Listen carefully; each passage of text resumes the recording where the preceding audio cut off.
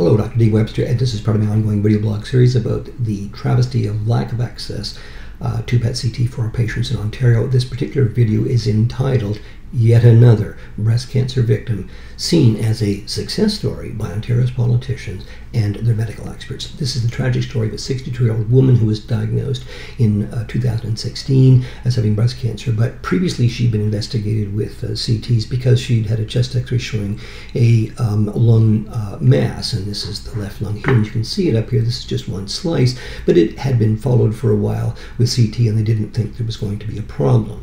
So here we are, because she's in Ontario, we can only follow her with serial CTs and not PET scans. Now here we are now, so 9 months later she gets another CT, same level, not much change there, but we're only looking at one slice. As you can see in what we call the coronal image, this is the left lung and the right lung, it's actually a much bigger nodule or mass. In fact, it's large enough to be called a mass.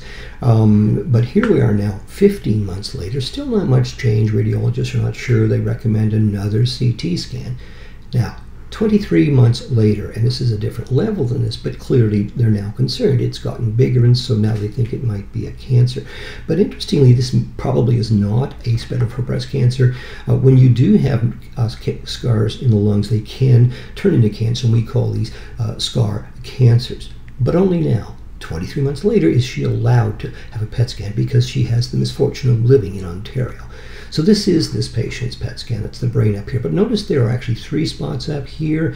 The fact is now these are 3 cancers in that left lung apex. But what about this here? This indicates virtually certainly that it's already spread to these sites, and this didn't happen yesterday. This has been present for obviously a very long time. But because PET-CT looks at the whole body, what about this little finding over here? Well, in fact, that is almost certainly an incidental finding, but it's probably a new cancer in her right breast, and you can bet that would not have been noted on her CT report, of course. But this is 2 years later now. Ask yourself this: what if she would have had access to a PET scan like in the rest of the world in advanced medical jurisdictions in July of 2016? So here we have, this is the victim, and Ontario politicians directed medical experts to give special attention to blocking breast cancer patients from PET.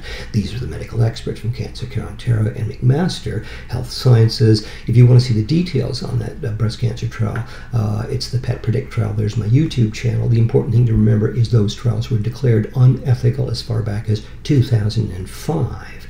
But also remember this. This is the McMaster Research Ethics Boards, and they approve and follow experiments on humans performed at McMaster. And as recently as this year, we have now confirmed that they still give the 2 thumbs up to this trial, which was declared unethical. So, anyone want to take a wild guess and predict this woman's future? And yes, it is too late. But does anyone really think that the government's medical experts aren't aware of the impact of their actions on this patient and the thousands of other patients in this province on a daily basis? The reality is, this woman's impending death is simply a confirmation of the unparalleled success at blocking cancer patients from PET. And this is now on the planet Earth where PET is offered. But where do the politicians stand? Doug Ford campaigned on For the People. Maybe it's time to ask who those people really are that he's for. And also important to remember that in Australia, there were criminal charges laid against government officials for efforts to block PET there. But most importantly, it's time to ask a very crucial question about the physicians responsible for all Ontario's cancer patients, the oncologists. So where do Ontario's oncologist loyalties lie? With their patients or their paymaster, Cancer Care Ontario, the only physicians in the province paid by Cancer Care Ontario. So do you really think that her oncologists have not been aware of the crucial roles for PET-CT outside of Ontario for the past 20 years? So, Dr. Robin Shearer, Our Future Built with Care. Time to ask if that's true. So there's my website and my various social media sites. If we don't get this out on social media and something needs to go viral at some point, this will continue to happen, and this is a daily occurrence in Ontario. It doesn't need to be. Thanks for listening.